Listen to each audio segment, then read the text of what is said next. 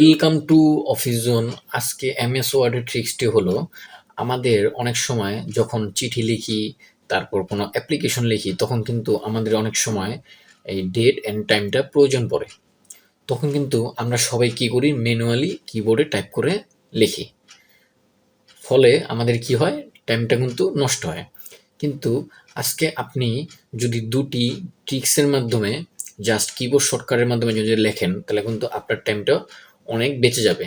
ঠিক আছে, আমি আজকের এই দুইটি শর্টকাটই আপনাদের দেখাবো, যেটির মাধ্যমে আপনি এই সহজেই কি এই কারেন্ট ডেট এবং কারেন্ট টাইমটা দিতে পারবেন। আচ্ছা, প্রথমে কারেন্ট ডেটটা দেখি। কারেন্ট ডেটটা কিভাবে লিখবেন? কিবোর্ডের অল্টার শিফট ডি দিলে আপনার কিন্তু কারেন্ট ডেটটা চলে আসবে। আমি আবার বলতেছি, অল্টার শিফট ডি, এটার মাধ্যমে আপনি কারেন্ট ডেট বের করবেন।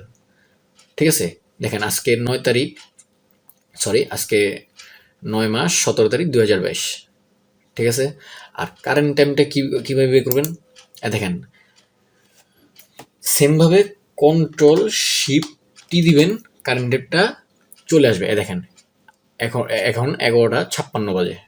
ঠিক আছে, দেখেন এই টাইমটা কিন্তু সহজেই চলে আসছে। কীভাবে করবেন? অল্ট্রা শিফট টি। ঠিক আছে, তো এভাবে করে কিন্তু আপনি সহজেই কিবোর্ড শর্টকাটের মাধ্যমে কারেন্ট ডেটটা এবং কারেন্ট টাইমটা লিখতে পারবেন। তো ভিডিওটি যদি ভালো লেগে থাকে, অবশ্যই সাবস্ক্রাইব এবং লাইক দিয়ে পাশে থাকবেন। ভিডিও আজ এ পর্যন্তই। সবাই ভালো থাকবেন। আল্লাহ হাফেজ।